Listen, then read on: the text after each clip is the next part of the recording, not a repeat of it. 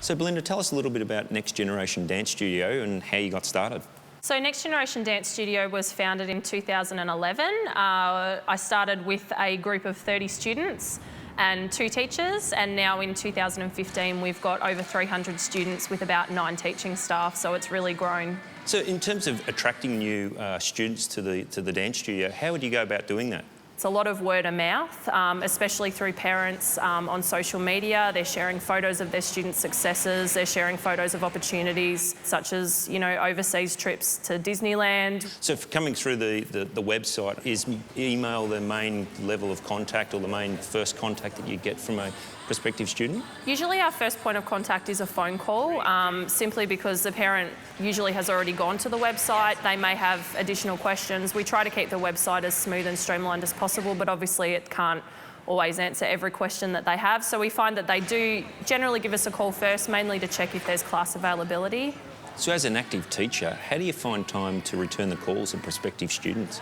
If they call after school pickup time, which is generally what happens, around 4:30, then normally I'm teaching a class, so obviously I can't stop and answer phone calls, which is a little bit frustrating because I like to answer straight away, because when clients are calling, they want the phone to be picked up straight away. They want to talk to someone. And you probably find the way business is today, particularly with mobile phones, everyone's looking for that instantaneous response. So the fact that they're ringing you and Yes. you're unable to answer the call is sort of like, I need that answer right now. I think you find sometimes if you don't return the calls in a timely manner or you don't answer, they will go elsewhere.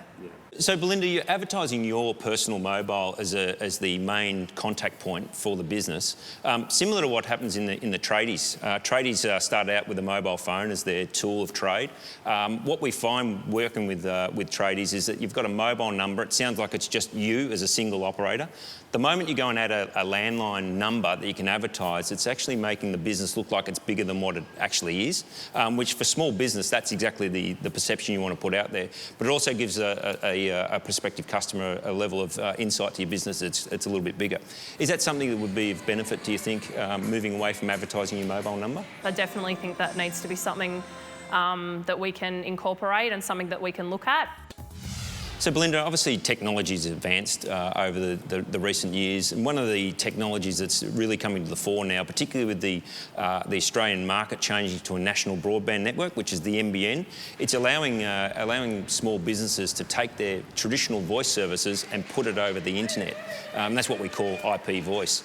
And one of the sort of solutions that would make sense for Next Generation Dance Studio is to be able to have a landline number and have the ability for that number, when they call it, to actually answer on your mobile. So you could be anywhere, you're not tied to an actual fixed office, but using the technology of IP voice, they can make that call and receive it on your mobile. That sounds great. Obviously, once all the calls start coming in, it would make a lot of sense, and the business is growing every day. It's getting huge now, and it's only going to get bigger. So that would definitely be something that we can look at. You can actually have separate messages.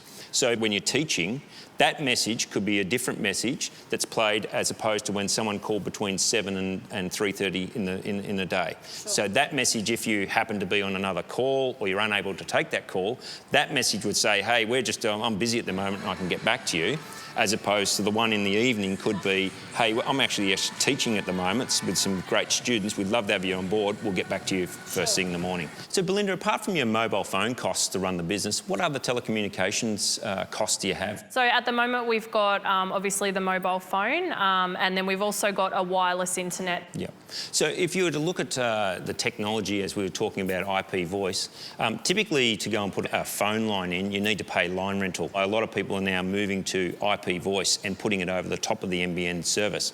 You can also do that across your DSL technology. And by doing so, you can stop paying line rental in effect. So some of those IP voice technologies not only can enhance your business by putting up the landline as an advertised number, but you don't necessarily have to go down the path of paying for a line rental in a traditional sense and then paying for your calls on top of it. In a small business, you have to spend money Yes. to make money. That's the bottom line. Like if you want to grow your business, you've got to spend the money to do so. There's no point doing everything on the cheap. Absolutely. I think small business has a challenge of investing in technology, and typically technology has been a capital expenditure for small business and beyond their reach in a lot of ways. What we're finding with IP Voice and that technology, because you don't have to physically buy some equipment and put it out at your dance studio, it's actually what they call up in the cloud. I'm sure people are used to sharing their photos via the cloud. This is actually having a phone system in the cloud and taking the technology and actually renting the capabilities as opposed to investing in it. And that's something that's certainly worthwhile for Next Generation Dance Studio, looking at those technologies and how you can take advantage of it without the capital investment.